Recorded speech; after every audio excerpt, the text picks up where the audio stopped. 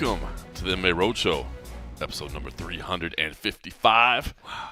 My name is John Morgan. Cold Coffee is with me, and Cold Coffee is just crushing some frosty beverages over there, man. The award-winning Pabst Blue Ribbon is going down awfully smooth for some reason. I don't know. I don't know what's happening over here, but the man is putting in work. We doing laps on Morgan over there. We came over here to the Casa de Cold Coffee, the all-new Casa de Cold Coffee, new and improved. For whatever reason, man, I don't know if it's just the fancier digs that you're in now, or maybe it's just, the new neighborhood. That's what kind of happens over here in these parts. We drink quicker over here. But you're just putting in work right in front of my eyes. I'm up here trying to finish up my work a little bit, and you're just putting me to shame, just crushing them. I know. I was looking over. I was like, man, should I go grab some more? I was like, oh, man, he hasn't even cracked open that other one. I was like, wow, am I going to start lapping Morgan? Like, what's going on? I feel like, honestly, I need to just be silent for a little bit. Let just go solid cold coffee, just so I can get chugging. I mean, it's just, I feel like it's an attack to my manhood right now at this point, man. Turn in the card. Just getting embarrassed over here. All right, listen. It's a busy day. It's kind of a fun day. Oh, wow. Yeah. Well, I don't know. Let me take back that kind of fun. I don't even know where that came out. It was a little bit of a stressful day. UFC on ESPN 32 Media Day was earlier today, and we'll get into all that. Invicta Fighting Championships about to be streaming live on MMA Junkie as we sit down to record this. You were handling the stream. You're doing a little technological work behind the scenes, but I just want to give a shout out. I mean, by the time this is released to the public, I'm sure the event will be done and in the books. I mean, the replay will be available, of course, that you can check it out and watch it. But Invicta FC 45 streaming live on MMA Junkie. I love it. I mean, like we said, even last time when we chatted, man, we've been big proponents of Invicta, but the fact that we can actually carry it on our channel, I mean, it's just fantastic. It's funny because even I'm reading some of the chat to people on the stream. They're like, is this real? Is this just going to be the prelims? Is this just going to be whatever? Because, we've carried like Bellator. Sometimes we'll carry whatever. But to be able to carry the main event, this is big. I'm extremely proud that this deal got worked out, that we could do it. I mean, I would love for us to become something bigger and a bigger part of them putting on their platform. I'm just glad it's being out there. I love Invicta. I love what they're doing. And, I'm super stoked, man. But, yeah, man, it was a crazy long day, and then it's just like, we're not done yet. Got to get to this. By the way, the main event, like I said, it'll be in the books, but in case you don't see the results before you listen to this, or you want a grudge match in the main event, Alicia Zappitella, Jessica Delboni, rematch there, especially Alicia Zappitella. She is not a fan of Jessica Delboni at all. Alicia won their first fight, very narrow split decision, and Jessica basically afterwards told the world, she was like, I don't care what the results were. She's like, I know I won, and I'm the champ, and Alicia did not take very kindly to that. She said, no, you are not the champ. I got the belt sitting around here. So looking forward to that one streaming later on tonight. But yes, UFC on ESPN 32 Media Day was today. After a 3-week hiatus, the UFC is back. And Cold Coffee, you know me, man. I try to be a positive person. I try to be, a good energy of light to bring into this world. But I got to be honest with you, man. If this is the way 2022 is starting, we might be in for some shit over the next couple of months, or at least the next couple of weeks, because the card was essentially being shuffled in front of our eyes. We didn't. I feel bad saying this. So obviously the UFC PR team is kind of limited in what they can tell us, right? I mean, there's only so many things. First of all, any public communication they have has to be signed off on. They want to make sure they toe that company line. That's their job. So they're not allowed to exactly speak openly and freely about what's happening behind the scenes. But you and I have... Yeah, it's one thing saying it just to a friend, and it's another saying to the person that actually is a media outlet. Right, It's one thing if they could be like, oh, man, the shit's just fucking going crazy right now. We can't say it. You can't say that to an outlet. A reporter is going to just say, well, the UFC PR says everything says is going to shit. So I 100% understand that their hands are tied, but just so everybody understands how crazy this stuff is behind the scenes. So what I was going to say is you and I have covered one or two UFC events in our lifetime. A few of them. We've worked with some of these people for a little bit of time, so you can kind of just read the stress on their face, or you can just see when things aren't working properly. And it was very clear that things weren't working properly. It was very clear from the start. Like, for instance, we came to media day today without an actual schedule of who we were going to be talking to. Yeah. I was joking. I'm like, it's mystery media day. We'll just see who shows up. Even yesterday, we didn't even get we knew. I mean, we've done so many of these things. We kind of guessed. We could say, okay, I'm pretty sure it's gonna be a 9:30 check-in. First person gonna be at 10:30. That's kind of usually how they just go. We got the sort of the, I guess obligatory email after 5:30 yesterday that was like, hey, by the way, I don't have a lineup, but by the way, it's gonna start at 9:30 tomorrow. Thanks all. I'm like, what? Thanks, I guess. Because I mean, obviously, a lot of us, you could kind of do this. You could see the pants. You could just fly by and get some stuff. But if you're trying to actually have worthwhile stuff, you want to be able to kind of know who you're going to speak to, so you could prep a little. So going in there blind and not knowing who we're going to have until we actually had our first person already brought in to us. They brought in Jennifer Maya, and then we're just like, what is going on? And then they come in and said, okay, sorry, guys, I know this is not ideal, but this is the list of the people that you're going to get. And it's like, you couldn't have given us that last night, or at least a somewhat of a heads up. I understand if fights are possibly falling out or people are having to do whatever, but they just could have given us – they've done this enough time that they could have given us an idea to just even say prepare for the main event. Yeah. Or I'm sorry, the main card. Just prepare for the main card. Then we know, okay – we know that there's going to be no surprise guests coming or whatever. The biggest fear, if I'm just being honest, and to peel back the curtain a little bit so you understand what goes on in the reporters, I do not have a photographic memory by any stretch of the imagination. And there's so many cards. And I know there's some people that you pull up a name and they're like, yeah, I remember this was his last fight, and then before that was this, and then before that. I can't do that. Now, when I'm looking at Tapology or whatever, and I'm looking at a record, and I'm, oh, yeah, I remember that fight. Yeah, okay, yeah, I was there. Yeah, okay, I can remember. But I need a little bit of memory jog. And I know the interviews that we're doing are not rocket science. It's not the most in-depth of interviews. We're trying to get a good 6 to 8 minutes just so we can get the audio that we need. But at the same time, like, I don't want to sit across from somebody and just completely lie to them because I have no idea. You know what I mean? Like, man, that last one, what'd you take from that one? You're like, oh, you have no, like, even some of them, the one where I was knocked out in 7 seconds. What do you think I took from it, you jackass? Yeah, that's how that ended. Or even like some of the ones, we're walking into the room, they're masked up, and they're walking up to the desk to sit down, and we're just like, who is this? Who is this person? So even if even if we had a set order that was like, okay, I know we're going to be expecting this person. We don't know what order of anybody's coming. Yep. And then let alone some people would depend on the body, who they are. You can't quite make out who they are. So how do you then at that point, even if you are going to try to go to Tapology, which is what I would try to do, I'm like, okay, waiting, who do I need to pull up? Who do I need to pull up? Who do I need to pull up?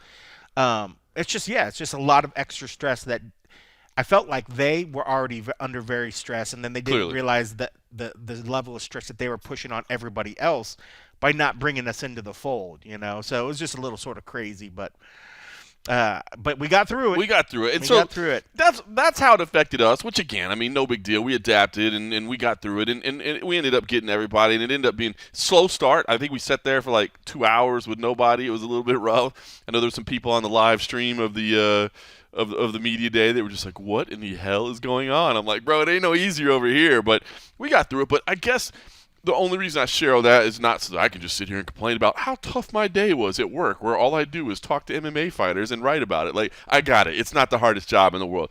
But, I think I'm as excited as anybody. This break, well, I know, and you were right, let's enjoy the break. Let's soak it in because we're not going to get many more of them like that where we have 3 weeks off.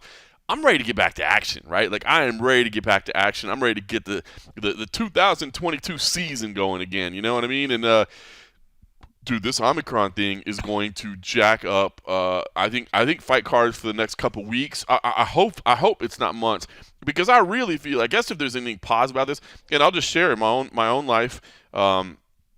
My wife and son finally tested positive.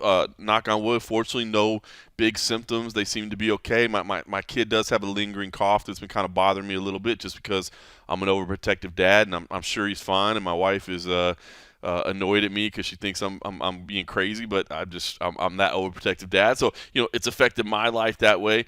But it's everybody. So if anybody doesn't know, and I don't know, it might be like this in other places in the country right now. And I don't follow national news, but our school system here in Las Vegas just shut down for 5 days because there's so many positive tests right now, and there's not enough teachers and staff to staff the schools. They shut down. So this Omicron is getting everybody, and what I don't like about it is, and then I'm worried about the next couple weeks, and like I said, I'm hoping it's just weeks and not months because this thing seems to be spreading so fast. It seems to be getting everybody, so maybe this is the wave that gets everybody and we start moving forward. I don't know, but I think cards over the next couple weeks, man, it's going to be make up as you go. I mean, matchmakers feeling it. So it just sucks because, you want to get excited. You want to get pumped up about this matchup and that one.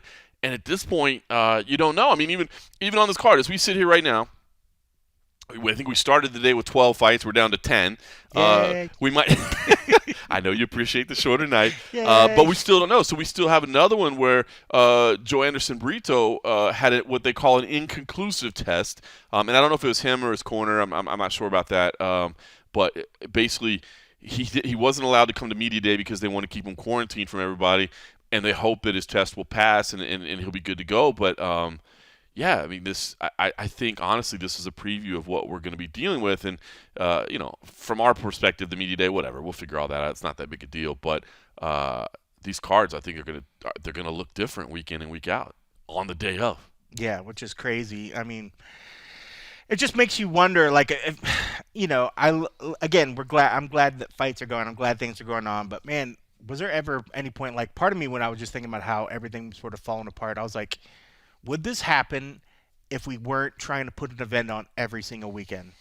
If we had a little bit of time, I mean, I'm sure there's always going to be things falling out, but I just feel like every week is so rushed that they're always constantly running behind that I wondered if there weren't so many events, if they could properly prepare for things falling out, if they know that there's going to be 2 events this month, if they already have backups already lined up, so there's not this immediate scrambling from behind because they already have people waiting. I mean, I get it. They got to get people to get in. They got to get fights. But I wonder if there's extra stress and extra pressure because they're already so limited in the pool because they're already divvying out so many people to all these other upcoming events. And even then they seem to sort of fall. I don't know. I just felt like today when I was thinking about why don't we have an order? I was like, why does it feel like we're running from behind when we've had weeks off? And I just feel like there's 270 coming up and there's just too COVID. much. It's just COVID. I mean, what are you supposed to do? I mean, should you schedule what can you do? Like schedule 20 fights for the card or something? I mean, don't make that. No, because then you'll have a week where nobody gets. And then skip a week off. Then nobody will get sick, and we'll have a 20-fight lineup, dude. It'll be like old school King of the Cage. But if we're only doing it, and then we have the next weekend off, then who cares? Oh, dude. Yeah. All right. Let's schedule a 20-fight card. Let's roll for 10 hours, and let's see how you're feeling about that. You're like, well, I got next week off. If I know I got the whole week off, I mean, I'd be all right with it. I don't know because I don't know that there's like panic or anything. I mean, the good thing is at least with everything being under the ESPN umbrella, at least they have the flexibility to I guess if we go down to 6 fights, we just go down to 6 fights and they just roll on. At least it's not like, your prelims are on Fox and your main card's over here. Now you got to explain the Fox and I don't know, man. I think there's going to be a hell of a lot of scrambling, unfortunately, and I guess I would just warn MMA fans, buckle in because I think you're going to be dealing with this for a while. And I guess at the end of the day, we should really be saying, prayers for all the health and safety of the athletes. I mean, we're just treating this like it's commodities. But I do feel like this wave of COVID seems to not really be impacting people too terribly bad, which is, I don't know, knock on wood there, that's a positive. But, yeah, man, I think cards are going to be falling apart for the next couple of weeks. So heads up on that. All right, but listen, so far, as of now, that's me knocking on wood, continue to knock on wood, because I just don't want to be jinxing. Calvin Kattar versus Giga Chikadze. We did get a chance to speak to both of them today. I like this main event. It's a big one for both guys in two very different reasons. Of course, Calvin Kattar, that last time out, that was not a fun fight for him. Not a fun fight. Got styled on by Max Holloway. And it was funny to kind of ask him about that. I had been thinking about it over this time because everybody, I mean, that, slipping punches while not even looking, and yelling, "I'm the best boxer in the UFC." I mean, that was an amazing thing from Max Holloway. But it did kind of make me wonder if you're Calvin, don't you have to be like, "This fucking dickhead right here"? Like, you know what I mean? Like what's it? But Calvin smiled a little bit when I asked him about that. But he did have all the respect for Holloway. But there has to be some part of it. It's like, don't be a jackass. But I kind of like the fact that he was like, I did say some things, towards the end of the week, So I thought there was something humbling about that. I don't think every fighter would admit that either, and I think that was part of how he was able to maybe justify it, and how he sort of just was like, okay, I owed you that. You owed me that. Right. I definitely said some stuff, But yeah, I mean, I think that maybe shows his character as well. I think he could have been like, yeah, he was kind of a dick, and not take any sort of ownership that he maybe helped bringing that onto himself as well. Right. I mean, because how often do we see Max do that? We see him go out there, and when he's feeling himself, he'll play it a little bit, but it felt personal. It did. It felt so. I was like, was okay, angry. Obviously something got under his skin, and so for Calvin to kind of be like, end of the week, we're all sort of tired, we're all working, whatever. I might have said some stuff, So I mean, I like the fact that he sort of took ownership. So on the flip side of that, it was good because he was like, I got all the respect for Max. He did what he did, and maybe without sort of even saying it, he was like, I kind of brought that on myself, But kudos to him. I thought he talked great about it, and I liked the sense of ownership. Like if you're gonna talk some shit, and somebody gives it right back to you, you kind of hard for you to bitch about it after the fact, I respect him, man. Look, you said it, man. It's his character, and I think Calvin is going to bounce back. I mean, I do think he's still an elite level fighter, man. I think he's deserving of the ranking. Got his fucking name on the front of the banner as well, right? I was thinking about that. I was like, man, Giga's coming in with a killer record. I was like, but this ain't Chookagian versus Kattar. Yeah, Kattar still got that ranking. Kattar's got that ranking. It is, so good on him. This is a big moment, and look, I love the fact that he, did take a year off. Now he said, look, hey, we were thinking 6 months. I think it ended up being longer than he really initially expected it to be, but I do respect the heck out of him for doing that and, saving the brain cells, saving the body, making sure you're back 100%. So I think he's approaching this the right way. Meanwhile, Giga Chikadze, what a week for Giga Chikadze, right? Comes in thinking, obviously I've got this main event, and then finds out, there might be a chance for a title shot, and he starts thinking, I think I deserve this spot. I think I'm the guy. I think I should be there. I talked to him on Monday night, and I was like, hey, do you think they'll announce something? And he was like, I hope not. He's like, I went and talked to Dana and told him, hang on, and he's like, I know they got to start, promoting and getting promotional reels together and all that. He's like, but let me wait till this weekend. Let me make another statement and let me jump in there. So, he was hoping that he would get a title shot. It does on Tuesday get announced that the Korean Zombie, Chan Sung Jung, is going to be facing Alexander Volkanovski.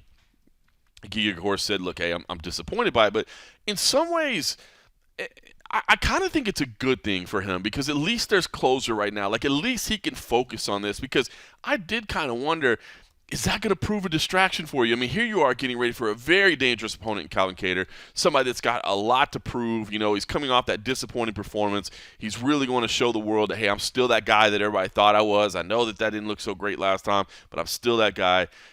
So he's hungry. He's ready. And Giga, 3 performances of the nights in a row. I mean, this dude's on a run, 7-0 in the UFC. I mean, really seems to be clicking on all cylinders and wants that title shot. But I was a little bit kind of worried for him.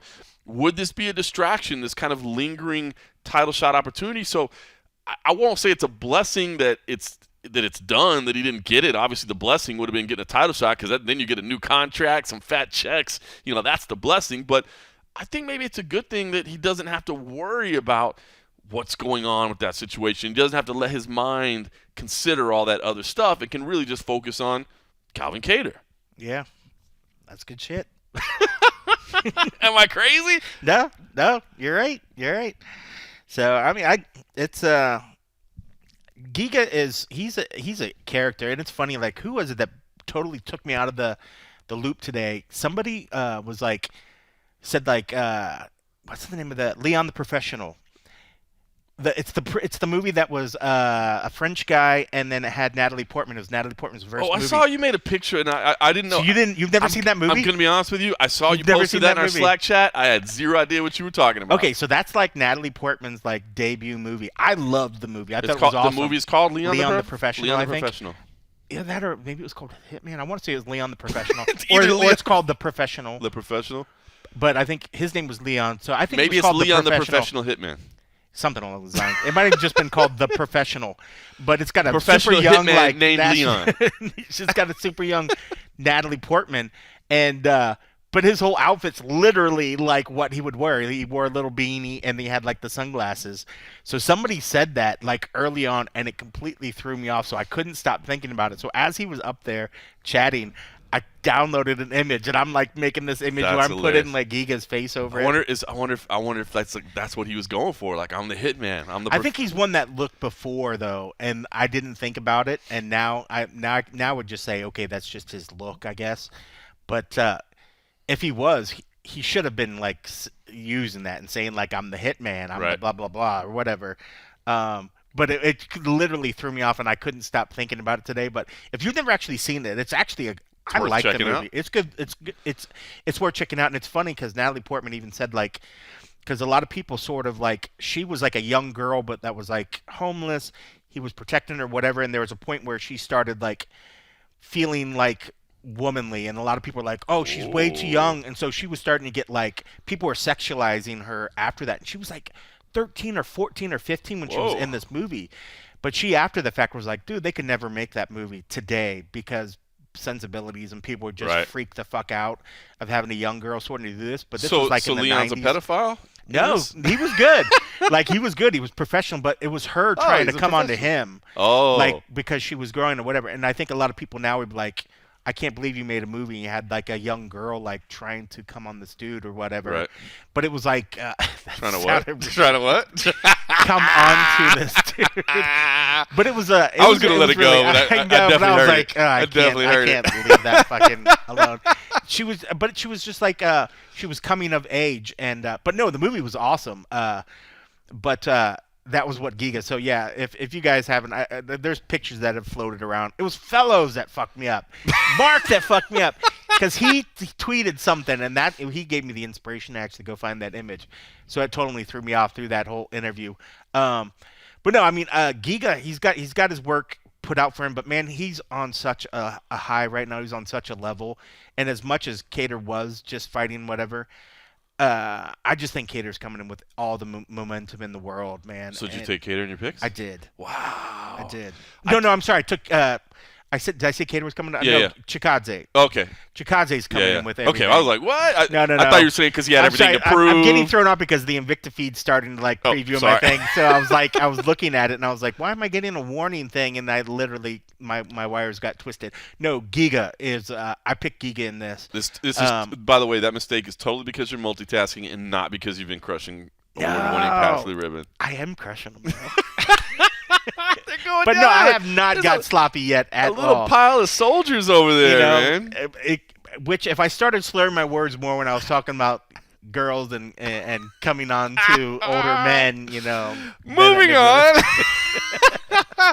No, I took Giga as well. You're reigning 2021 yes, indeed. MMA Junkie Staff Picks champion. The official selection is Giga Chookagian. So, I mean, I'm not saying you should tail me on that. In fact, I'm really saying you shouldn't. But I took Giga Chookagian as well.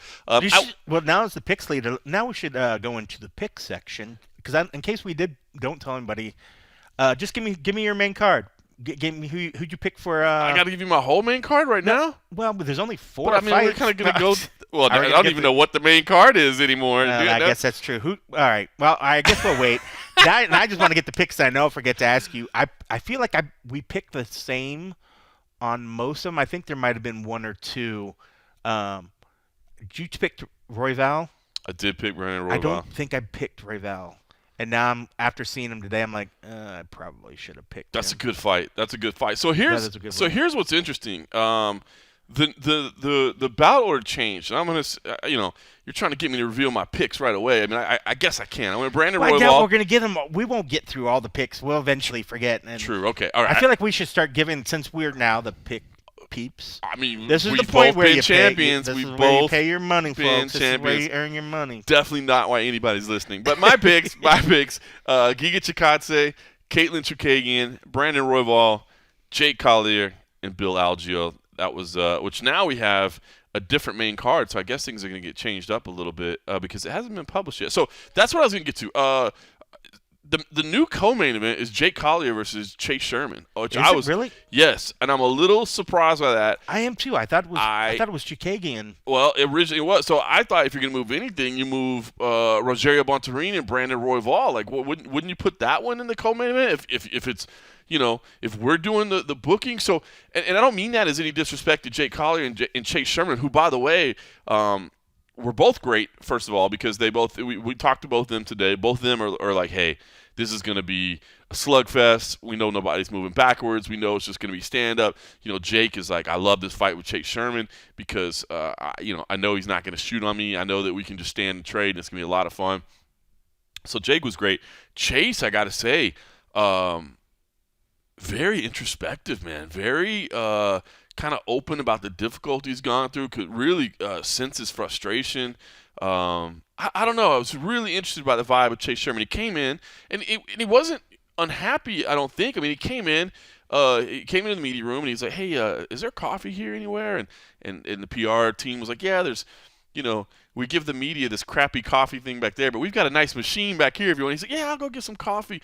And he, he was like, do you guys mind if I go get some coffee? We're like, no, go get some coffee. He took a while. I forgot that he was back there. So he went to go get some coffee. And then he comes with the Starbucks. I was like, did he literally leave to go to Starbucks? No, he went to go to the nice machine. We get the jug. We get the jug. He didn't go to the jug. Heidi Dean showed me where the good coffee is, but you can't really get there from where we are. But I've had the good coffee. It's one of those nice. It's like a Starbucks machine where it like fresh grinds everything. And yeah, man, they got good coffee. We got that bucket coffee that's been sitting there. I was like, at the end of the day, I went back there and got more coffee, and it was still hot. And I was just in my head, I was like, wow, this bucket's great. It's still warm. And now I hear that there's a Starbucks machine. You got to hit up HD. She knows where the good coffee's at. I'm sure. You can't go back. We can't go through the double doors. I know. We're not allowed to go over there. But, if you're on the floor during the Apex events, you can kind of sneak back there a little bit. Nobody really says anything. Yeah, but if you're that's where the good coffee is. So he went and got the good coffee. But then he came back and he sat down and he talked about it. And listen, he said straight up, this is the last fight of his contract. And he said, it was just intriguing because on the one hand he said, listen, I really feel like I'm in a good place. I really feel like I'm growing. I really feel like I'm making progress. But then in the next breath, he's like, but my life can go one of two ways here. He's like, I win, and obviously, they're probably going to get a new deal. Everything's good. If I lose, he kind of figured, that somebody asked him, is your job on the line? He's like, yeah, my job is absolutely on the line, and my life could go in an entirely different direction with a loss here. So, I don't know. It was one of those ones where I just every now and then you kind of feel bad for somebody. You're like, man, is he okay? Is he in a decent spot? And it didn't feel to me like. But then he got up and he was like, did I do okay? Like he was talking to his coach. He was like, did I do okay? So he was totally the perception of his energy level was very, very down, and even people remarked on the stream as well. I just happened to look at the stream and people were like, wow, he looks like totally down or looks out of it, And, I guess that's why I mentioned it because I guess if you only watch, like if you go watch our videos, obviously all of our videos are on MMA Junkie, they're on our YouTube channel.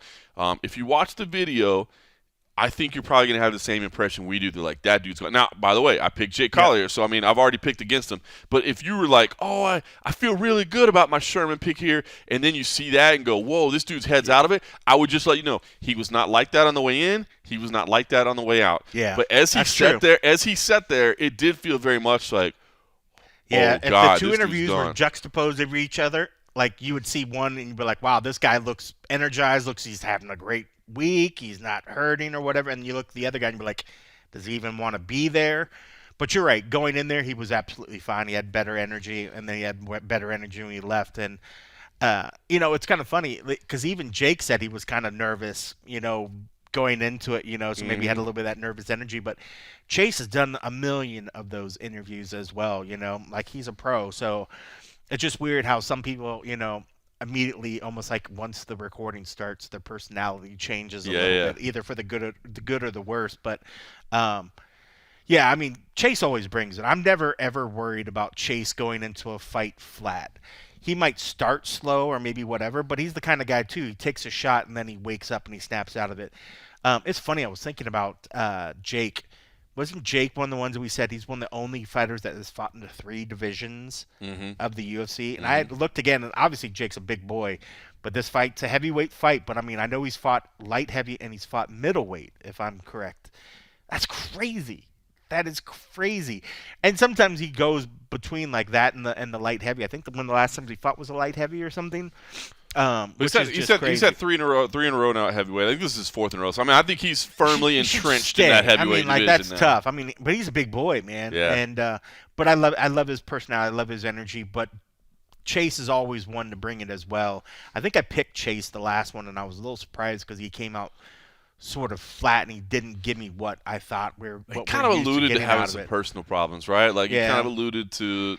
I can see where somebody might look at the interview today and be like, "Oh, I bet he's still going through some stuff," And maybe it is. I mean, how can you not still go into your last fight and not have that do something to you? Some people, I'm sure they want to get amped up and go in there and throw hands and go crazy. But you think that would carry over to today. You think you would see that sense of urgency. You think you would see some sort of like, I really got to go. And I mean, he said the words, but it was just hard sort of buying into it. But after watching enough Chase Sherman over the years, I know he's going to give it. I know he's going to deliver it. But it's hard to separate from what you saw today from what you're going to see. I trust in the fact that he's going to show up, but you see that today and you're just like, wow, one guy looked like he's ready for a fight. The other guy looked like his head's not even in it, So I don't put too much in today. Again, the energy and what comes out on weigh-in day is going to be completely different as well. That's a better judgment when I look to see how somebody's actually looking and what I think about the fight.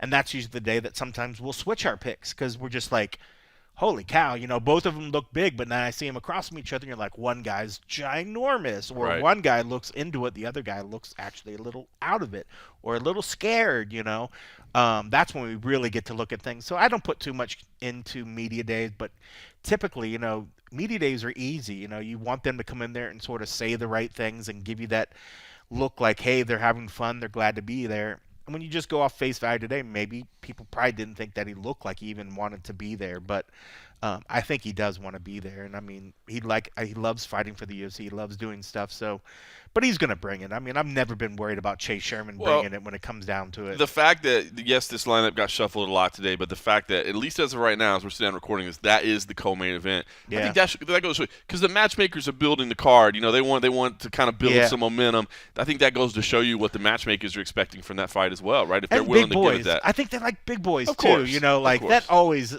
big boys are always going to be, if you're going to get maybe somebody reminded them about the stat with Chookagian, and they're like, oh, we want another decision in the co-main? How about we put the big boys and hope for a knockout? That's fair, which, by the way, if you didn't see the stat of Katlyn Chookagian's first 9 UFC wins have all come via decision. So, that's the stat that you're referring to. So if she wins, it's probably going 15 minutes. So that's your new co-main event. I did go with Jay Collier, so we'll see how that one plays out. Big moment for Chase Sherman, though, for sure, and he laid it out there. Rogerio Bontri versus Brandon Royval. Man, honestly, a lot of fun. That is the fight that I'm probably most circled on the main card as far as, outside of Katlyn Chookagian, obviously that's going to be a great fight in the main event, but Bontri and Royval, I think that's going to be a fantastic fight. And Royval came in with a lot of energy. Admitted, he's had 2 losses in a row now. Now, one, was an injury. The second, he admits, I probably rushed back from injury a little too fast, I should say, and came back a little too early on that. And wanted to be clear, I'm not trying to make excuses. He said, Pantoja beating me, legit, I made a mistake. I made a tactical error. He's like, but I don't think I was 100%, and I realized that was probably irresponsible of me. He did say that, losing by submission stung him more than anything because it really, really burns him. But he says, look, I'm 100% now. And he's got an interesting piece, right? Because I asked him, I said, hey, has there been any conversation with you in your camp about maybe trying to be a little bit less frantic, maybe trying to be a little bit more paced, I don't want to say moderately paced, but just a little bit more under control. And he said, yeah, to be honest with you, that's all we've talked about. But it's such a weird thing, that is kind of who he is as a fighter. And I think in some ways it's his strengths. I don't think you want to go away from it too much. But at the same time, I do think that he puts himself in some bad situations.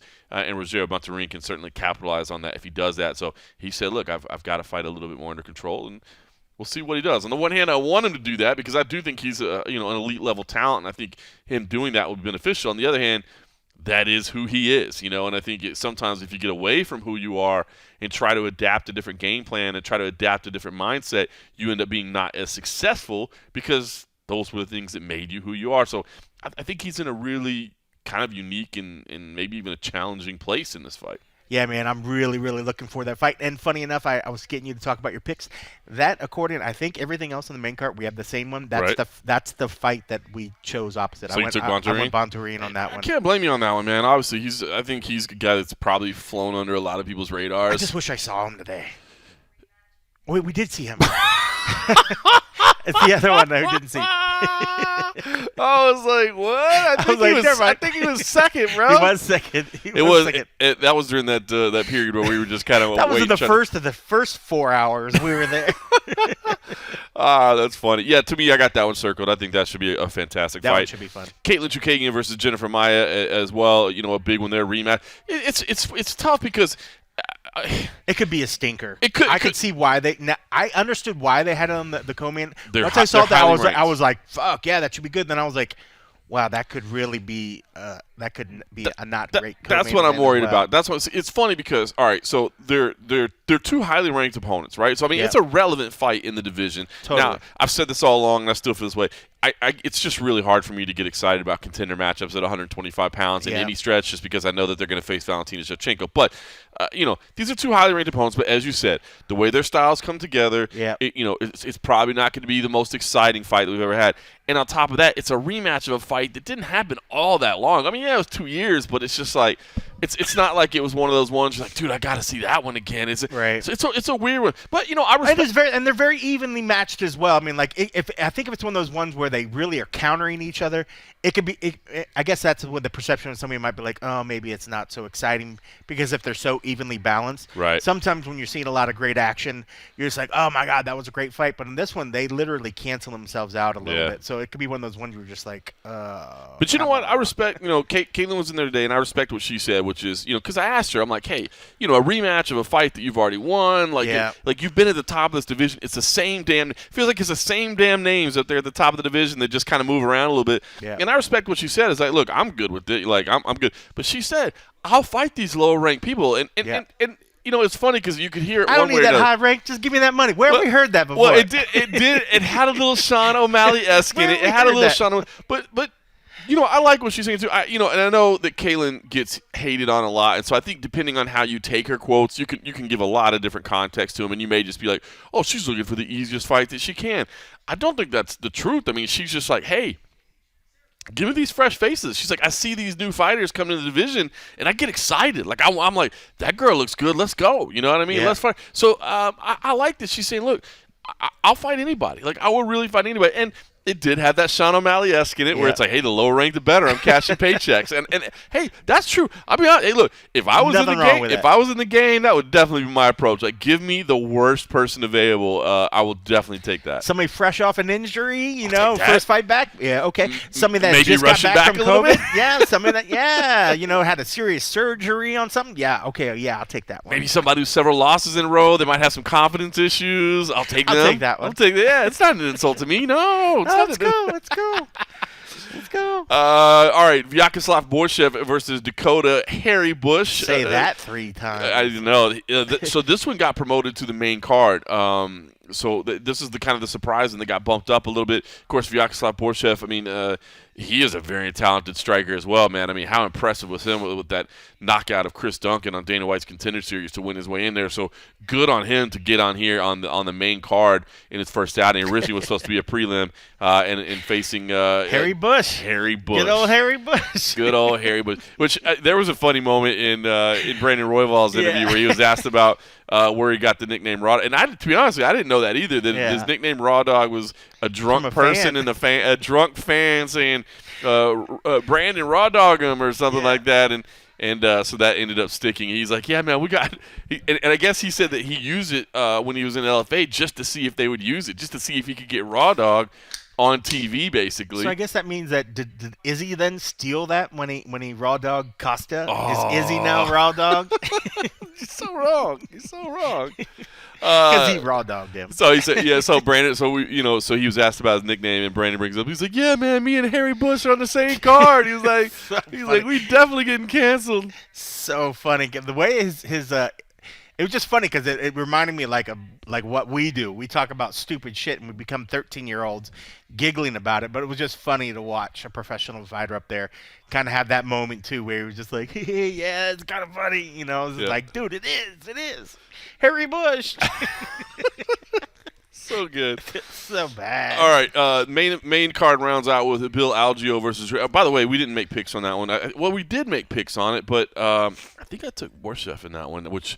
That should actually get bumped up now. Poor Matt Erickson. This is the first one of the year, and he's going to have to scramble with these picks. I took Algeo on that one. No, I'm talking about in Borsheff and Bush. Oh, okay. Yeah, we did not pick that one. No, we did, but we have to pick the whole card. But we've done that before when they've switched, and if it's been past his pick, he hasn't put him out. He hasn't put it out yet.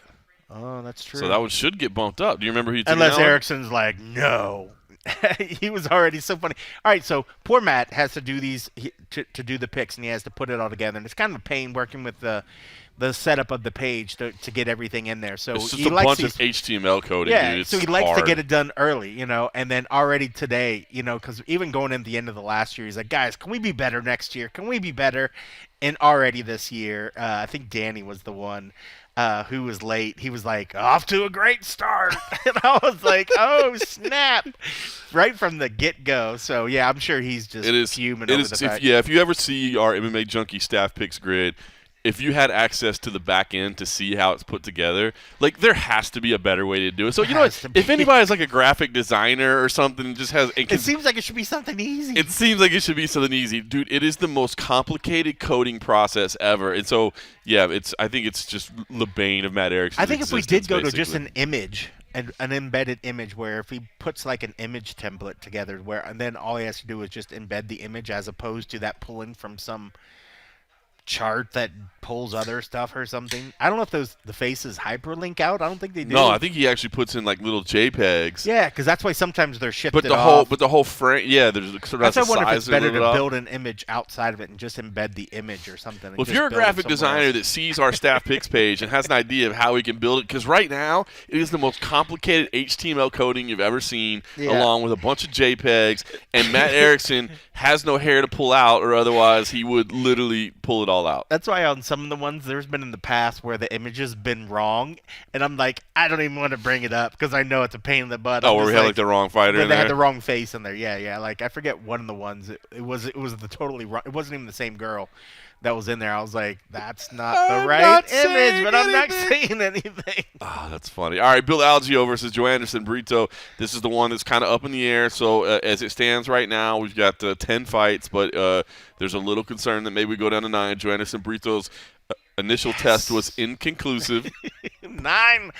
Let's make this happen, universe. So Bill Algeo, by the way, senior perfecto, former CFFC vet, a fun fighter. I actually picked him here as well. I might have CFFC homered a little bit for him because Joanderson Brito is a very talented fighter that looks very scary. Yeah, but Bill Algeo's fun.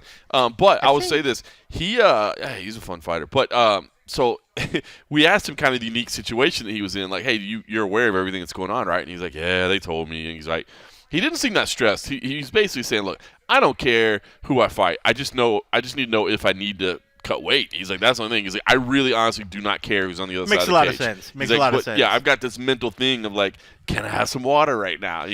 But it'd be one thing if they were like, if it doesn't, if it falls through, you're going to get your show. Maybe that's a lot of whatever. But it's funny. He wasn't even thinking about money. He was just like, I'm just worried about this, whether I need to kill myself for the next 48 here's the funny hours. part, too. On top of that, which was a pretty funny attitude, but totally understandable, I asked him kind of what this is like, and he was like, well, when I heard there were some positive tests, I was hoping it was someone in Calvin Kattar's camp because I want to fight Giga Chikadze.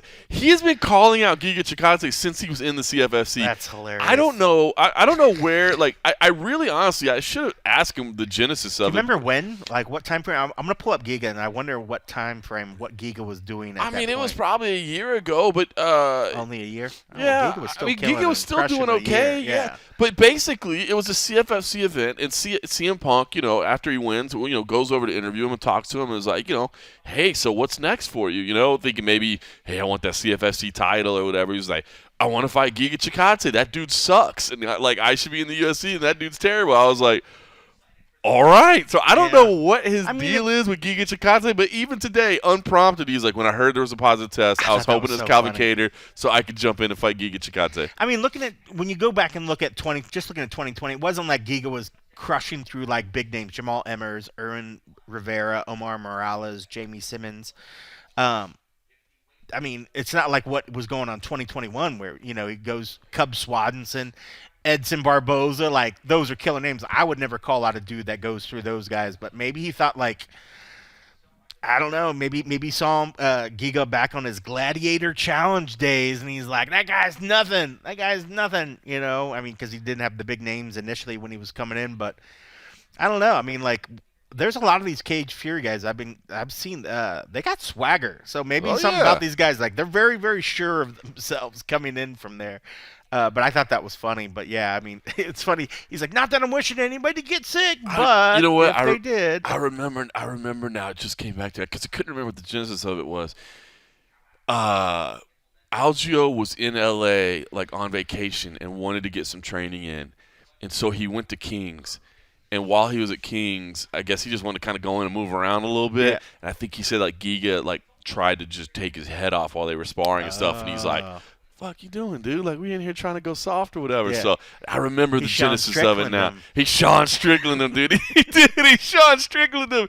And so Bill doesn't like that. And by the way, so we did ask Giga about, or started to ask Giga about Algio. I'm like, hey, you guys are on the same card. Have you crossed paths? And Giga, who, by the way, is one of the nicest dudes you'll ever meet and is always super nice to me, is just like, fuck that guy. Yeah. I don't even want to talk about it. I was like, all right, we shall move on then.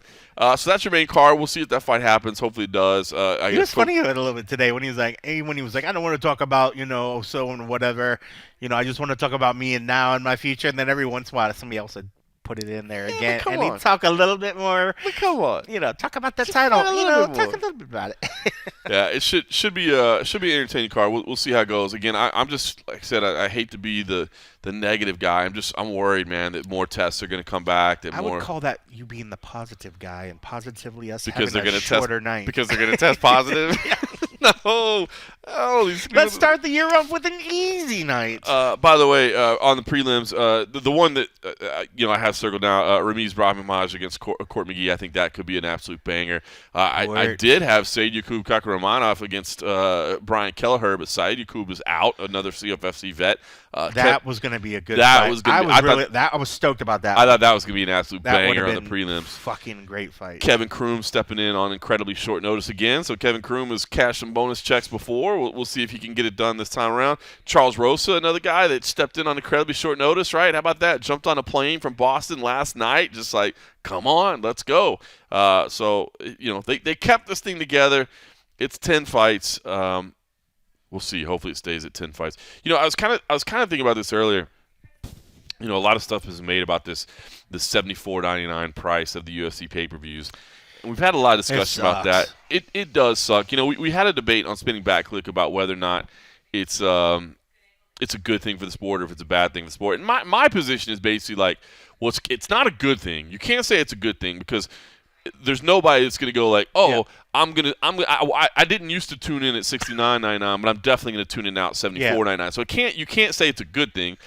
I don't think because it's not like the money's being earmarked for anything particular. It's not like they're Well- saying we're raising $5 for fighters, or we're even saying $5 to go to some school charity that's going to advance the young fighters in the growing up. I can't remember who brought up that point that had they said that this is going directly into fighter pay, Yeah. that could have been a huge PR move and nobody would for said a sure. word. But of course, and again, as we pointed out on Spinning Backlick, and I'll point again here, it is an ESPN decision. It's not a UFC decision. So you gotta understand that. But Because unless things have changed from what I was always under the impression was when they came on and they made the deal, ESPN took the pay-per-views under their wing, and they said, okay, UFC, we understand that you usually do this much, and we know that you usually get this amount of money. Yeah. We are going to give you 100 and whatever something million it was at the time for each year, and we're going to take over the pay-per-views. Correct. And so the UFC gets that guaranteed money. correct.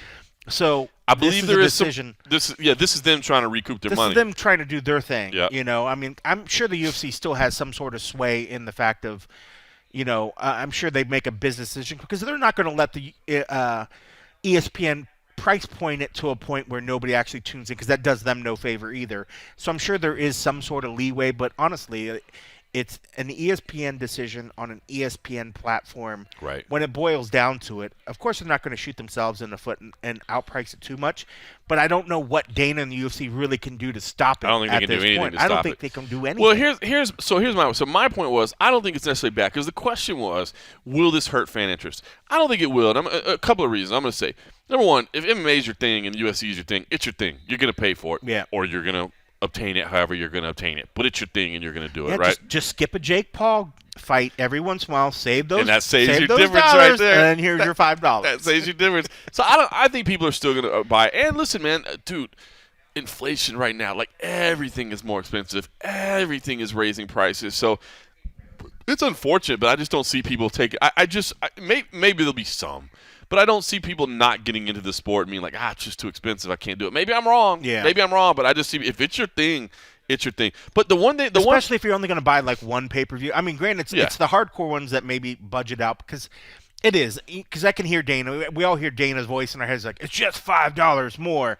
But you're right. The difference of $5 to $10 is easy when you start thinking like that. But when you think, I'm like, okay, I was already paying almost $70. Yeah. Now you're asking me to pay like $80. Yeah, who you know? cares? Then you're just like, okay, it's tough. I mean, is it the biggest jump? No, but when you start seeing that number, it's hard to not have initial shock value It when is. you see the number because it was already big before. And by the way, should qualify this by saying, in fairness, we don't pay for pay-per-views. We get reimbursed by our employer because if we're not there, That's we're yeah. practically there anyway. Well, we're there at most of them anyway. But I'm saying if we have to buy it, Right. So I mean, I guess sometimes I feel. I don't want to say unqualified to speak on this, but I feel like it's almost unfair because I don't actually have to pay that. You know what I mean? Yeah. I do, and then I get paid back. Well, I was gonna say that even then, I'm like, I know I'm gonna get reimbursed, but it fucking sucks to see that money debit To out go of out my 75. Yeah, I'm just like, I just feel like if it's your thing, I don't think it's gonna hurt fan interest, but I could be wrong. But so I'm torn on this. So all right, so the point I wanted to make the other day that I forgot to make and I didn't make is I will say this. Here's the other thing about the price. Yes, it definitely sucks. The good thing is right now, since everything is under ESPN, those pay-per-views are pretty damn stacked. You know what I mean? They've been loading those pay-per-views. Before, if you think back to like the Fox era, because think about this. I mean, there was a point where for a while we were getting 2 or 3 title fights every pay-per-view. Well, and I think I mean, I know that we just have the Like, Masvidal Covington one coming up. And that's Yeah. good. But I do think the lineups have been pretty good. I think they're trying to do Here's what I'm saying is that I'm not saying it justifies it, but if you think about during the Fox era, they had to be very careful, right? Because Fox would be like, "Hey, bro, you just loaded up that pay-per-view with all these fights. We're network television. We write you a pretty big check. We want big fights too." And the good thing is now that all the checks are coming from ESPN, they can load those pay-per-views up because ESPN's trying to make that revenue, right? So they don't have an issue. So they get the whole pie. So I do think that they're going to, continue to try to load these pay-per-views up as much as possible. I don't think it's but here's the other thing I go back to. You remember back in the days when the UFC was kind of building up and really kind of coming into the mainstream, and Dana used to talk about what boxing did wrong, and he was like, "Boxing, man, they put everything on pay-per-view. They put everything on pay-per-view." And that hurt the sport because you couldn't watch the big fights because they were all on pay-per-view. And now, of course, pay-per-view's been part of their model forever, but now it's a $75 pay-per-view. And now maybe even if you are stacking the pay-per-views, you're putting all the big fights on pay-per-view only. I mean, I'm sure he would sit here and argue back, but hey, we're still doing ESPN. We're still doing ESPN Plus. And he'd be right. They're only doing 12 pay-per-views a year. They're doing 30 non-pay-per-views. But I don't know. It is interesting. Like, on the one hand, the $5 price increase doesn't bother me as much as I think it bothers a lot of people, or at least – I got sticker shock too. It does sound like a big number. I mean, $75 does still sound like a big number, but I don't think it's necessarily detrimental to the sport.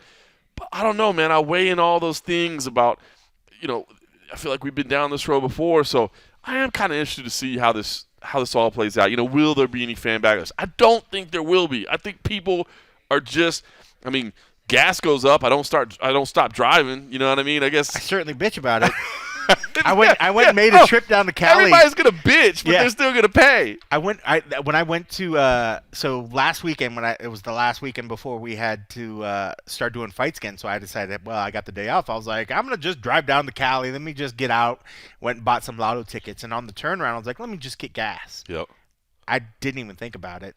It was over $5 a gallon. Oh. In California. I was like, oh my God! I'm so glad I don't live here. I was like, I should have Well, they charge you like crazy out on I-15 because they know there's no. Yeah, I'm sure. So yeah, it probably maybe it was even jumped, but I was like, I saw that and I was like, I could never live here. Something. Well, I can relate to my own life. So normally on a rather frequent basis, I will go to the local gas station and pick up a couple of frosty beverages. And the amount of frosty beverages. Couple 30 packs? I wouldn't go that, couple maybe packs. The amount of beverages that I get on this rather routine basis used to cost me $11. Now it costs me $14. And this price change just happened recently. Fuckers. I still buy it. Yeah, you know what I mean? Yeah, right. Still buying it. You're right, but man, the sticker price does look something. And you're right. You think that it's not. Most people will just suck it up and do it. But man, when you look at this card, just looking at 270, I don't want to pick on 270. The main card is good. The main card, there's even some I'm like, wow, okay, this could be really good. But man, when you start going down the line, no offense to the prelims and the early prelims. When you think you're paying more than you've ever paid before, but when you look at the prelims and early prelims, while there are some decent fights through it, do I feel like top to bottom, it's like the card that I would tell folks, hey, this is the card that you're going to pay more than you've ever paid before. This shouldn't be that card. It's tough because you're right. For a while there, they've pushed some of these cards. You're just like, oh my goodness, this card is the sickest pay-per-view I've seen ever or in quite some time. Mm-hmm. This is not that card, and to think that you're actually raising it. And maybe do you think dynamic pricing would be better where certain cards cost more and other cards don't, or do you think that's bad? Then I think people would just be like I personally think this card was worth more than that. I think it's probably better if they just blanketly raise it, right, and then people just get over it. But yeah, when you look at this card and you think like, man, you're going to ask me to pay more than I've ever paid for a card before when I know that UFC 200 or whatever was so much better than this, and I paid, $15 less or whatever. I think people get over it. It's just, I think when you said the inflation thing, I think once you said that and I started wrapping my head around it, I was like, okay, that makes sense. Yeah. Then I immediately start thinking like, you can't fight inflation. You can't.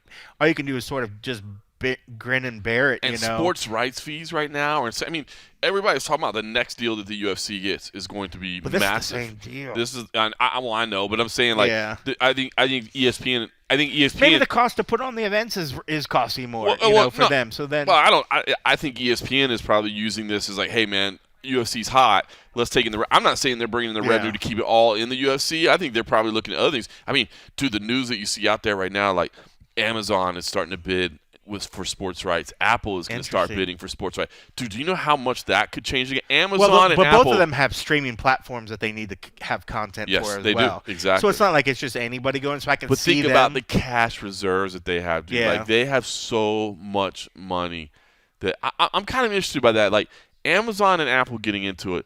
Now, from the UFC, if I've got Amazon, Apple, and ESPN bidding for my services, holy shit, I'm feeling good about that. But will Amazon or Apple take – Because I will say, man, I think ESPN's done a good job of presenting the sport, man. I think they've and their platform's good. Their platform's solid. I mean, they have so much content on there, and the platform works. The stream works for the most part. I mean, I've had very, very few ever hiccups to where I'm watching it. It has happened where something's acted up on the player, something maybe didn't work on my Roku, and I pull up something else. But for the most part, the platform works. I saw something the other day. I think it was a stock guy talking about, he was talking about Netflix and whatever. And I thought it was interesting. He raised the point, have we got to the point where all these streaming platforms have pushed the bandwidth to the most, where people are like, there's just too much to be able to consume. So you have to then at that point find, what can I find to differentiate? I mean, I have personally subscribed, like I have Amazon Prime, I have the Netflix, I have the Showtime, I have the Hulu, I have the, there's a couple other ones that I have on there, and it's just like, I don't even get to all of it. And at some point you're just like, when is the point where we're just like, do we have too much now? Well, see, that's what I kind of wonder if UFC, because, man, if Amazon and Apple write those checks, you got to go where the checks are being written, right? Yeah. But would they be almost like, I don't want to say a nameless, faceless idea, but at that point, do they literally just be – I mean, look, to me, we've talked about this before. If you listen to the show for a long time, the UFC is not a fight company anymore. It is a global media company. Their job is to create content, right? Yep. Their fight library is literally a diamond field that they're just sitting on. So what if it goes to Amazon or Apple, and like, does Amazon, at least with ESPN, at least ESPN is a sports product. So yes, they're also a global media company. They are also just looking at content, but at least it's the place for sports, right? So like, you're still elevating this as a sport. Whereas I wonder if it goes to an Apple or an Amazon, does it literally, like, do they care anymore? Like, are they like, we created this program, because they don't really know how to present sports. Right. So at that point, does it just become like just a thing under our umbrella of things? Just another option. I mean, it's tough because Disney. I mean, the big thing about Disney Plus, a lot of people have always said that while their amount of content is currently growing, it's still the least of all the streaming platforms. Disney Plus is. I mean, I love the options that they have, but for the longest point, I was like, this is it. Mm-hmm. I mean, they're constantly getting more. So by proxy of them being under ESPN, Disney still has a hold of this stuff that ESPN's going. I think they would probably fight tooth and nail to try to keep that still underneath the ESPN banner and not let somebody else scoop it, unless the money is just absolutely crazy for them. I mean, because ESPN has to be one of the biggest expenditures for the Disney profile. Absolutely. Like, without a doubt. I mean, the amount of money that they're throwing around, but also they're also creating the most content out of anything. I mean, like, you're starting to have Disney parks now even question whether they need to close again, and they just got over the hump of just opening back up. So half of what Disney is getting their money is part of these, like, the streaming platform. So I think even though while Apple and Amazon constantly are always looking for some other product, to take it out from underneath ESPN, which I think people look for how they're able to deliver and give it, I think it would fall flat. Like, because there would be nothing, there's no way to really deliver it. You go to Amazon Video to watch stuff, it's just a regular page.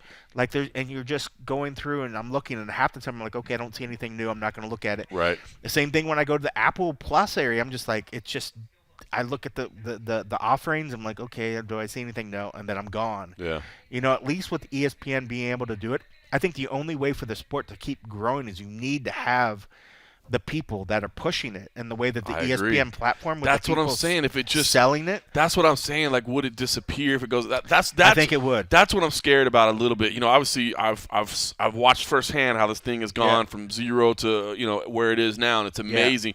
But I mean, sports rights are getting crazy. I mean, you see this deal right now. DAZN is going to buy BT Sport, and the only reason, essentially, the reason they're buying it is because how does DAZN still got money? Oh, bro, they're Russian billionaires. Dude, they got money. But DAZN, they want to buy BT Sport literally just because BT Sport has rights access to the Premier League, rights access to the Champions League, and they got people. So rather than going to bid on all that and building out an infrastructure, I go to the DAZN channel and I'm just like, this app sucks. I know. It's garbage. Them acquiring BT Sport would help them out a lot. It'd be huge. So, but that just goes to show you, this stuff is so expensive. Yeah. I'm better off just buying the platform that already has it. Like, you know what? I could bid against them. Huge or platform. I could just buy them. It's not like they're buying a small thing. Like BT Sport is huge. Like for them to Crazy, just say man. like, okay. But I mean, I guess if you want to get a head start, rather than try to build and try to find people to build your own platform, I guess if you have the money and you could buy something like that, you immediately skip the line and you're getting yourself a finished product. But wow, that is just crazy. Because I mean, I look at DAZN and I'm just like, every year there's a point where I'm like, why do I keep this subscription? Why do I do it? Because I look at like the offerings are like sort of lackluster. And I mean, if boxing's all you got, I mean, it's not like maybe if I was a bigger boxing person, we I'll catch some catch a fight occasional here or there boxing, that I'm like, okay, I'm interested in it. Right. For the most But part, and let's be honest, a lot of boxing overlaps what we're doing already. You know what I mean? It's happening while we're working, so we can't watch it. Right. If like boxing owned Tuesday nights, we'd probably watch every boxing night. You know what I mean? But they don't. So it's interesting. I just think it's such an interesting time. I think it's gonna be over the next few years, and I totally understand. And obviously, the UFC, they got a lot of smart people working there, man. I think they probably see the same things. But like I said, Amazon or Apple comes and they start talking about the type of money that they can throw out. It may be awfully enticing, but it just makes me wonder, would you kind of disappear? Because now you're not like, you're not like a tenant of this thing. You're not like a big, huge part of it, a massive, you're just another thing on the thing. So I'm just kind of intrigued to see how it plays out. Are we still in that first contract with the ESPN? They re-upped at one point. They renegotiated and re-upped, but I should know the extension of it. But they re-upped during the whole pandemic situation. Okay, because they were delivering so strong for ESPN that they redid their deal. So they upped the yearly value and then they. But I don't know if they extended. I don't know if they extended the time or not. But I know they upped the value. At some point, we got to be getting near the end of the thing. There only could be a couple years left. Couple years left. Because it was initially a 5 or 7 year deal. I'll be honest. I'm kind of embarrassed that I don't know. I should know that. I guess it's because I don't worry about rights fees so much. I don't normally get into these type of discussions. Like I consider myself more following the sport rather than the business of the sport. But I should know that, and I'll make sure and get that information. Well, and if anybody wants to tell me that knows, just tell me and just say. And you can even message me and tell me I'm a dumbass, and that's okay. Well, I mean, there's just so much. I mean, we can barely keep track of the mystery media days, let alone the inner workings of major corporations and their deals. But I mean, it is one of those things that whether the price raise, whether it's going to be good for MMA or not, I think it is probably one of those necessary evils. If it keeps ESPN in the game, and if this is something where it helps them meet their bottom line and they're able to renegotiate deals and keep the UFC afloat, I guess it's good because it keeps it going. Because honestly, we've said this over and over again. As much as we love Bellator, PFL, Invicta, all these other ones, if the major flagship like a UFC wasn't able to stay monetary viable and wasn't able to pay the people, and of course we'd like to see fighters make more pay, whatever. But I also want to see the UFC to keep working, because honestly, if something happened with their business model, something happened and they went under, there's no way we could manage to keep an MMA website strictly about covering some of these other events. I mean, there's just too far and too few, and there's too much. Maybe everybody would shift. Maybe I'm wrong. Maybe everybody all of a sudden would become the biggest Bellator fans in the world, and everybody would just be clamoring for the next Invicta fight. But I think we all understand that if the UFC wasn't there, we'd be pretty hard pressed for the MMA world to stay. They are the industry how leader. It is right now. Love them or hate them, they are the industry leader. So if this price helps keeps the boat, afloat, and it keeps this thing going, I guess it's good. But it's not. I mean, it certainly doesn't help the consumer when the cost of everything in this world. Is it justified? Of course. But does it suck? Of course it does, because everything fucking sucks. My rent fucking sucks. Paying gas sucks. The cost of... How about you just found out the house next door to you has $400 more rent than you that went up like a month later? It sold, and then a month later, I watched these people, like immediately a huge dumpster showed up outside in their driveway. They demoed it, and within like maybe a week, 2 weeks of work on it, they slapped it. Before they finished it, there was a rent sign out while they front. were still working. While they were still finishing it, the company that bought it paid $250,000 $200,000 more than what the last time it sold. Oh. It was sold for 200 something. Now they sold for 400,000, and then they immediately bought it. Probably did some quick little whatever work on the inside, swapped out the floors, did whatever, and then raised the rent over $2,000. Well, they were paying the rights fees, and they got to raise the pay-per-view price. That's it. Oh my God. That's the way it works, man. The cost of things. So yeah, I mean, in the grand scale of things, I mean, we can't argue against like what's going on everywhere. Everything's crazy. I saw something the other day on the news, and I was like, how are people not uproar? There was a drug company that, and I think we all understand the price of drugs and the way these companies work. It's absolutely especially ridiculous. in the United States. There's a drug company. It's the only drug company that's produced a drug that will help fight dwarfism. Okay. When the kids take it young enough, it helps to show that it extends the bones. They can actually get taller That's growth. amazing. They were talking about it costs it was saying the revenue per person for a year would be $250,000. Oh, come on. How fucking! I was so pissed.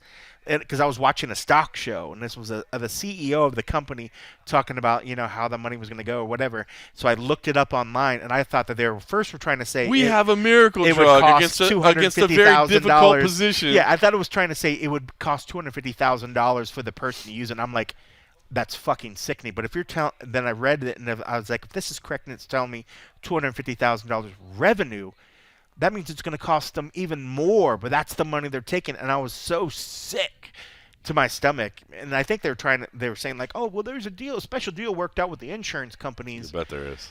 So I was like, okay, so people are going to pay their fees and whatever. And maybe the people don't have to pay the $250,000, but you're making that money up somewhere by overcharging somebody somewhere else. But I was just thinking, man, here's a drug that you can actually make somebody's life so much better. Yeah. And you're touting how you're going to make over a quarter profits. million revenue off of them. And I was so sick to my stomach. That's the world we live in today. Man. So it's Tune into our new website, pharmaceuticaloversight.junkie.com. You're really going to pharmajunkie.com. Hey, listen, I want to ask you one other thing. You mentioned skipping a Jake Paul pay-per-view earlier. Yeah, save your pennies. Skip the next Jake Paul fight. Jake Paul throws 2 kicks on Instagram, and the world blows watch it. up. How did they look? You didn't watch? I mean, they're low kicks on a pad. I see that stuff, and I'm just like, okay, but hold on. Let me ask you. So Scott Coker was asked about it, and he said, hey, we'd be interested in talking to the guy. Why not? PFL was asked about it and says, hey, we're actually talking to the guy. And I've got a buddy at PFL who says, hey, man, I'm feeling pretty good about this. He's like, now obviously he doesn't know. They could be playing him like a flute. But, flute? Fiddle? Flute? Maybe playing him like a flute. Violin. Whatever. Playing him like, yeah. Anyway. I ain't playing all those things. He's got the fingers on all the holes. Hopefully he's being played more like a fiddle than a flute then, I guess. Less holes on a fiddle. But he said, look, man, I think we're feeling pretty good about this. I think it might happen. Let me ask you. Because we've all kind of, like, this guy has been the guy that we've been kind of cheering against, right? Like, I mean, I think that's safe to say, right? Don't you think a lot of us have been I honestly, I think maybe I cheered against him in the Askren fight. Well, he's been beating our guys. Well, yeah, but even then I'm like, whatever. But if he comes in, do we welcome him with open arms and be like, hey, you're my guy now? So I know you're not a pro wrestling person. No. Okay, so say. Although I'm getting there, my man. Well, I know, but that's funny that you say that. Because, all right, so when a person like CM Punk made his debut, knowing what you didn't know about wrestling, you knew that this person was a wrestling star in another organization. Right. You've seen Jake Paul now fight after fight and the build that he's built. Which one is coming into more fanfare to the UFC? If he came into the UFC, for you personally, and maybe for some other ones, who had more fanfare coming in that you were more intrigued to see making their debut in the UFC? When Phil Brooks did, or if Jake Paul came in? Jake Paul. Of course. Isn't it crazy? I know. Isn't it crazy when you think of it like that? I know. CM Punk was an absolute superstar in what he was doing, but you've seen Jake Paul now fight 3 times. I don't want to see Jake Paul in the UFC, but if I'm PFL or Bellator, I'm absolutely doing business with him. And guess I don't care if he comes in the UFC. John Morgan is absolutely tuning in. Absolutely tuning in. Of course I am. Of course I am. And I wouldn't care if it was UFC. I wouldn't care if it was Bellator. I wouldn't care if I was. It's so stupid. I looked at the Invicta screen. I almost said I wouldn't care if it was Invicta. No, I would totally care. I would care if he was Invicta. I would totally care. That would be absolute fucking bullshit. It gets me still to to this Jake day, Paul every is time wrecking people shop in Invicta. but still, you still get everybody every once in a while. You get some jackasses like, oh man, let's just cut out all the stupid male, divisions, female division. Let's just, if you're a featherweight and feather, let's have them fight. I'm like, come on. you're a jackass. Come Like on. I hate it when people fucking bring that up. You It's can stupid. block that person. Yeah. Wherever you see that on whatever platform you're on, Just you can block block that person. If it's in person, you can literally block him with your hand. Like you can literally just hit him in the face. Just and trip like, him, block. but maybe sweep the leg, Yeah. trip him. But when I thought of that, when I was thinking about, man, if Jake brought the hype over, I have no beef against Jake. I love, and it's funny. Somebody even commented on the chat tonight. I thought was funny because there was such a delay before the first fighter. Somebody was like, man, I wish this was a Jake Paul fight because Jake Paul honors like his time. Like Jake Paul shows up. I'm like, wow. You're right, he does. For the most part, Jake Paul's always been on time in the thing. So, I mean, like, he carries himself like a professional. He's went out there. He knocked Tyron Woods the fuck out. He knocked Ben Askren out. And he knocked – who was the first person he fought? Did he fight a basketball player or something? Yeah. Or he knocked the basketball player out or whatever. So, I mean, he's doing what he can do. And, I mean, I have no problem. And if the guy does his work, I mean, I trust that if he put the same effort that he put into training himself for boxing – we already know that he's got a connection with these MMA fighters in different gyms to like do the work he needs to do. I have no problem. I have no problem if he came to the UFC. I didn't have a problem when Phil came in. I mean, when CM Punk came in. Yep.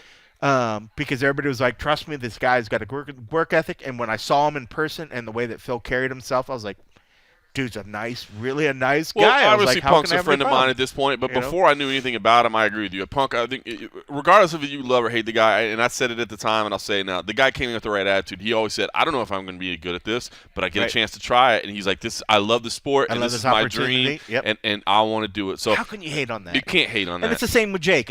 But see, I don't think Jake would come in with that attitude. Jake would come in and be like, I'm the greatest thing ever. Well, and part of that's the swagger, and part of that's the sport as well. I mean, part of the whole sport is talking a good game. If it gets in the guy's head, if it gets somebody to come in thinking like, oh, this guy's so sure of himself, I'm gonna knock him out, and then he's already getting under your skin or something. Maybe it's part of the game. I mean, it's part of the fun, right? But I mean, even I think with the boxing, as much as Jake has kind of every once in a while will say, little things, I've never heard anything where I'm just like, I hate what this guy's saying, because everything just comes off like making it a show. He hasn't said anything like, I love Colby, but Colby's triggered me a hell of a lot worse than anything that Jake Paul's ever said. Right.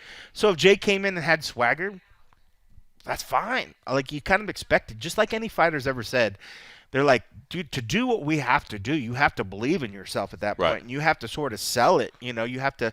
And if it comes in and he's saying a good thing, we'll know right away. He's either going to eat it or he's going to look like a fool. And that's the thing. Let me preface this for anybody that's listening and goes, what are you guys doing, dude? You're like, I do not believe he'll be successful, especially if he fought at the UFC level. I do not believe that he would be successful. Now, can they create some matchups? But that's the thing. I think with PFL, with Bellator, they can get a little bit creative with their matchmaking. They can have a little bit more. I think he could win some fights there. You know what I mean? I just don't see a lot of they can. PFL and Bellator has the ability to bring people off the streets. Yeah. You know what I mean? Like, and nobody bats an eye. Guys are like, they've had fights. Yeah. Like, I wouldn't even pair him up against a contender fight, because most contender guys are 5 or 6 wins. And I'm not trying to insult anybody on the PFL or Bellator roster. I'm not saying like, oh, Jake could beat those guys. No, there's great fighters. What I'm saying is PFL and Bellator has the luxury of being like, hey, we can just bring in a guy that's 0-0 and be like, whatever. The UFC can't, and I know they did it for CM Punk. I don't think they would do it again. I think that was a one-time situation. I don't think they can bring in Jake Paul and then be like, I don't know, we'll just sign some dude off the streets and find him. And by the way, the guy they brought in off the streets turned out to be pretty good. So, you know what I mean? So, yeah, he was. Well, but I think PFL and Bellator can get away. We've seen it, right? Like, they can be they're just better at it. I mean, they do it every event. Mm-hmm. I mean, they're bringing guys off the street. They're bringing the local guys in. I think they have that connection. It's better set up. If Jake fought like the ranked guys in Bellator, he would lose. If Jake fought the tournament finalists in PFL, he would lose. So I'm just saying, but I'm be honest with you, I'm not opposed to him doing it, man. And honestly, I do. It's a circus. Look at Clarissa Shields when they brought Clarissa Shields in. Yep. Her first couple people that she fought, like, I was like, why is she not losing? Yep. Why is she not losing? I mean, I think they can get creative enough to find somebody that has a possibility to beat him, but also make it fun. And of course, who wouldn't watch it? But that's the thing is, I think there's going to be a lot of fans that are just like, F that guy. Like, I don't like that guy. I don't want him in my sport. But they're going to tune in to watch him get his ass beat. I think that's it. I think that's it. I think you just got to realize it. It's a sideshow. It's a circus, but it gets people talking. It gets people interested. Yeah. And how are people that pissed off? Right. Honestly, if you're that angry because what he's done to some of your MMA fighters, maybe you're a little too close to the sport. I mean, if you're not Tyron or Ben Askren's brother or a close immediate family, how can you be that pissed off? I will say that's the argument that used to trip me out with CM Punk, where people are like, that guy is taking somebody's roster spot. I'm like, no, he's not. Like, it's really not. Like, there's not like a finite number of roster spots that they could have. Like, he's taking the CM Punk slot. The one they created for him. I mean, I think a lot of people think about that sometimes, and I know we've brought this up in conversation, with the Contender Series. Whether they are, in fact, by signing people, pushing out veterans. And we've seen veterans just magically sort of at certain points of the year kind of get let go. Right. Dana always just sells it off like that's just the natural progression of things. It happens every year, like veterans get let go, It's not a big deal, guys. But all of a sudden, you're like, hey, Dana, you signed 45 people in a matter of 10 weeks. Yeah. Like, that's a lot of people, Yeah. I know you always say how overhead and you have to get people fights and you're trying to get everybody 3 fights a year, but you just added a lot of people. I tell you, it's funny. I hadn't really thought about this, but dude, hell, if we ever get past this COVID stuff, if it ever goes away, they're gonna have to downsize their roster. I mean, right now, like they'll basically tell you, like, dude, we just need bodies. We got to keep people around. We got to have options. I almost feel like people are still silently and quietly off to the side, getting let go. We don't see the big, right? I mean, it still sort of happens. I mean, like we see recently, was it? How long ago was it when Emily Whitmire got let go? Yeah. And there was like a few other ones recently, and there was just like, it's not like there's a big fanfare. Not everybody gets that opportunity to lay their gloves down in the middle of the octagon and do whatever. But we're getting these things, and a lot of people, you're just like, that person's still at a good fighting place. You're like, wow, that's weird that they're letting him go. But it still happens. I mean, they're still bringing people on, but it's not like I think that when we get to the end of COVID, all of a sudden we're like, okay, guys, we're through it. By the way, we got to cut 200 of you now. I would hate to see that day. I mean, but it's funny, because at one point I felt like, what was it, 400 or 4 something? Like, I thought the number was like 4 something. Maybe it was less than that. Was like, this is our roster. Yeah. We're right around this level like or whatever. 7.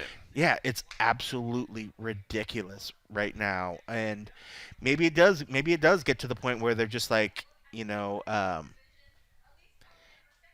able to have events without problem, without worry of something going on. Honestly, I don't think the COVID thing is going away at least any particular time, until the commissions or until something comes out Just says we're not testing anymore. or when everybody's absolutely, when we're 100% vaccinated, they're like, we've done. Oh, okay. Yeah. Right. Well, that should. I mean, we're probably almost we're there. almost there. We're almost there. There's got to be a countdown clock for how soon that's going to happen. At some point, they got to just be like, well, we tried everything we can. It's not going away. It's the best it's going to be, but let's try to at least get back to normal, at some point. And whether it's just a matter of the commission's like, yes, he tested positive, but he's asymptomatic. We're going to let him fight, and just get to one of those points where they're just like, every day I know that I'm going to probably bump into somebody that's positive, and I'm either going to get it or not get it, depending on how my body is. But does that stop me from working, blah, blah, blah. I mean, we already see it in businesses now where businesses are asking their people to come in. We'll just keep you away from people. We just need you to come in and still work, at some point. And maybe as shitty as that sort of sounds, there's another part where there's like, is that what it needs to take to just move beyond it, where they're just like, guys, there's nothing we can do about this. It's going to happen. You're either going to get sick and it's about whatever. It's a lotto ticket in the sense of what your varying level of degrees of how it's going to affect you. People are still dying. But let's just keep going because people are still going. I've had conversations in the last couple of weeks with 2 separate people who both knew somebody in their 50s that wasn't vaccinated and died. Yeah. So, I mean, it's like because I am kind of getting to the point now where it's just like, I just think we're all going to get it. We can't ever stop it. Like, maybe it's just time to get back to normal life. But people are still dying. I mean, it's one of those things. I mean, like, I don't want to become a shut-in. I mean, as much as I like staying at home. You do too. I do partially. He's like, I want to be a shut-in by choice, not because they make me. Not because they make me. Don't you dare put that on me. But damn it, I'll do it anyways. Yeah, I mean, at some point you just like let risk be damned. I've done what I can do. Science says do this. I've done it. Now let me just go do my things. And if something happens, okay.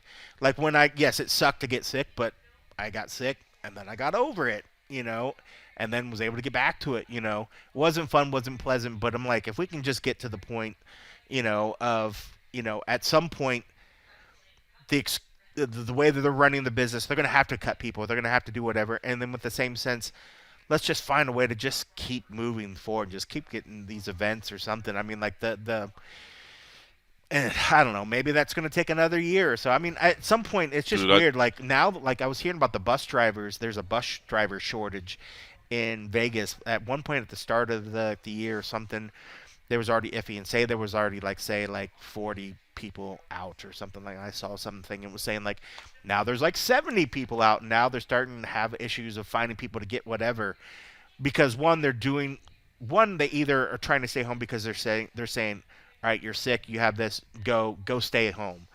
But at some point, what if one of those people are like, guys, I'm good to drive, and if the parents are like, dude, my kid's vaccinated, whatever, and the guy wants to drive, let him drive, let the kid go to school.